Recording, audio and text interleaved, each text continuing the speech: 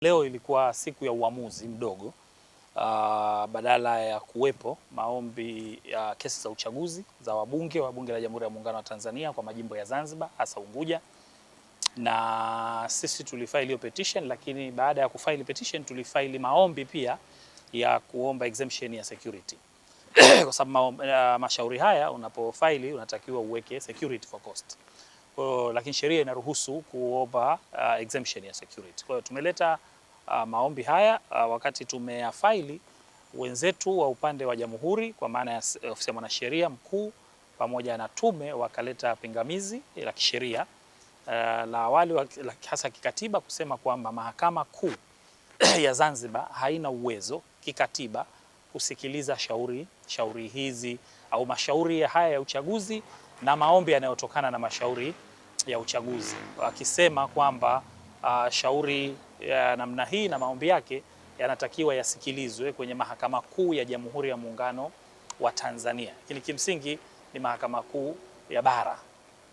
Sasa baada ya kusikiliza hoja zetu, na katika kusikiliza sisi tulieleza hoja zetu pia za kisheria kwamba Mahakama Kuu ya Zanzibar ina uwezo wa kusikiliza kwa sababu Mahakama Kuu ya Zanzibar imeanzishwa na katiba ya Zanzibar, haijaanzishwa na katiba ya Jamhuri ya Muungano wa Tanzania. Kwa hiyo haiwezi katiba ya Jamhuri ya Muungano wa Tanzania kuiondolea Zanzibar mamlaka kuu, Mahakama Kuu ya Zanzibar mamlaka yake. Tulieleza hoja pia kwamba hata sheria ya uchaguzi yenyewe wa Bunge Jamhuri ya Muungano wa Tanzania inatumika kote upande wa bara na upande wa Zanzibar, na sheria hii kwa sababu inatumika mahakama ina uwezo kwa sababu katiba yetu ambayo sio ni katiba, tunasema ni katiba the supreme law kwa hapa Zanzibar, inaieleza kwamba Mahakama Kuu itakuwa na uwezo wa kusikiliza mambo yote kwa sheria zote zinazotumika Zanzibar, sio zilizotungwa Zanzibar, ikiwemo sheria hii ya uchaguzi wa rais wa bunge na madiwani, sheria ya bunge. Tumeeleza, kwa hiyo hoja zile pamoja tukatumia na kanuni. Leo mahakama imekuja kwa ajili ya uamuzi. Mahakama imechambua hoja zote na mahakama imeona kwamba haina mamlaka. Kwa lugha nyingine, mamlaka ambayo katiba ya Zanzibar na sheria iliyoanzisha Mahakama Kuu Zanzibar imeipa mamlaka Mahakama Kuu kwa kutumia maneno unlimited jurisdiction, kwa maana uwezo usiokuwa na kikomo.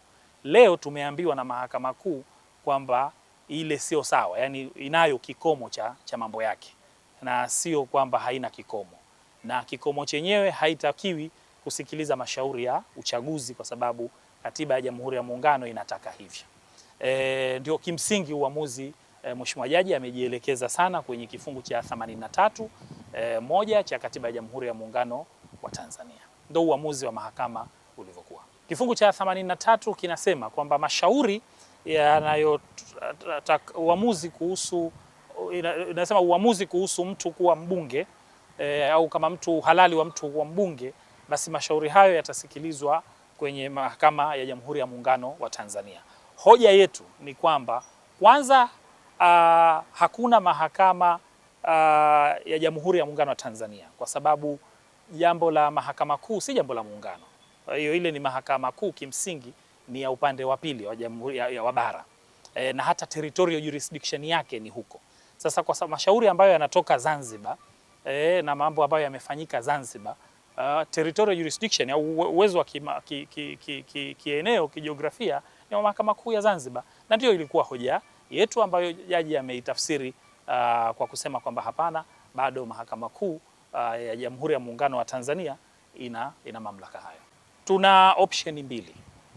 Tuna option ya kwanza kukata rufaa uamuzi huu kwenda mahakama ya rufaa, kuona kwamba mahakama ya rufaa pamoja na kwamba ilishawahi kudili na suala hili kabla, kuona kwamba baada ya development za sheria na kanuni inaweza kuwa na mtazamo tofauti. Hiyo option ya kwanza. Option ya pili ni kwenda huko tukavuka bahari, maana kwa uamuzi wa leo Wazanzibari wameambiwa wakiitaka haki yao ya uchaguzi basi wavuke bahari.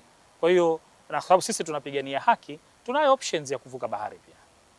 Kwa hiyo hilo nitashauriana na wateja wangu ili kuona option gani tunaitumia.